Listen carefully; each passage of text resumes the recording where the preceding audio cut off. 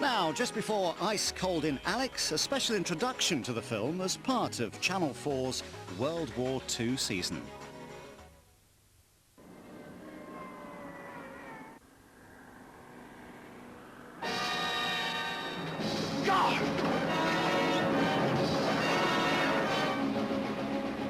I mean, essentially in this film they're fighting the landscape. The enemy, the Germans, put in an occasional appearance and make a slight nuisance of themselves, but really they're nothing compared to the environment that they have to fight their way through.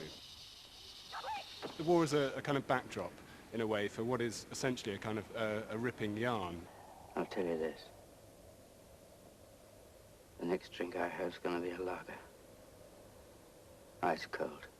I thoroughly enjoyed the book. It was a good adventure story, but it also, what really attracted me to the story was that a German was really the hero. I'm drawn to barren places. There's something fascinating about landscapes that have been untouched by humanity, of which obviously the desert is a kind of landscape. Also extremes of temperature, of complete lack of water, lack of any kind of hospitable environment. That fascinates me, and I think it is fascinating to people in general. When I was in the Gulf, I took a stills camera and a camcorder, and essentially I was recording as much as possible, but using all that material, I came back to my studio and sifting through everything I'd gone through to find images of importance and significance. I then created the work that I did in the comfort of my London studio. I think they actually had a much nicer desert than I in fact had. I mean, there were more features, albeit quicksands and dunes and so on.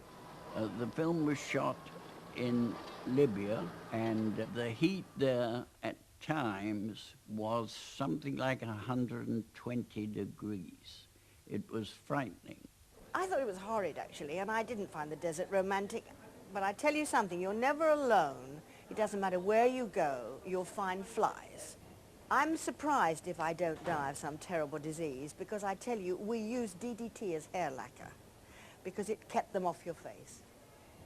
But yeah, I mean, it is, I think, a kind of little microcosm, perhaps, of British society. And of course, the foreigner, the distrust of the foreigner, albeit South African.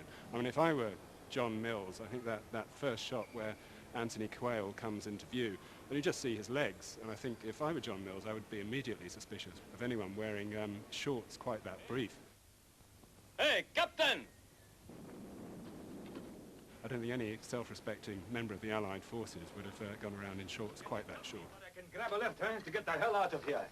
There are 3 or 4 great set pieces, which I think, again, is something that people will remember, and particularly Anthony Quayle, who everyone has distrusted, suddenly becomes the hero as he supports the incredible weight of this ambulance after the spring has gone.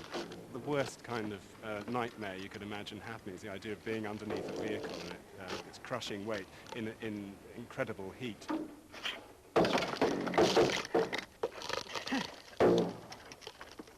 He showed the strength and power of character that impressed his fellow beings that were who became dependent on him, really.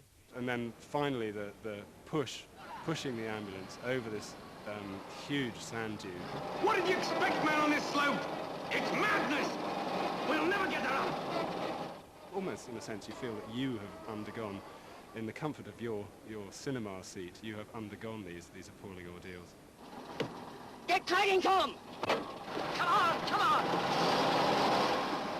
The thing about Ice Cold in Alex is that having the Second World War as a backdrop is very much a common experience to all the audience who would have seen it, and you just don't have to address the issues of what they are fighting about. There's a consensus that it was a just war, and everyone pretty well was of the same opinion. We felt we were fighting an evil. And even when we were little kids, we were fighting an evil. If you were making a film about the Falklands or the Gulf War these days, you would really have to address it in a kind of political way. I don't think you could get by without that. So in a sense, all that's taken for granted, and you can get on with the story, get on with the adventure. Off with the band with my home tucked in it. I think this film, Ice Cold in Alex Now, has probably been absorbed into the kind of collective bloodstream, the collective subconscious, and has achieved a kind of iconic status. And I think particularly the notion of this great ordeal they have to go through, and then the reward, which is this ice cold drink in Alex.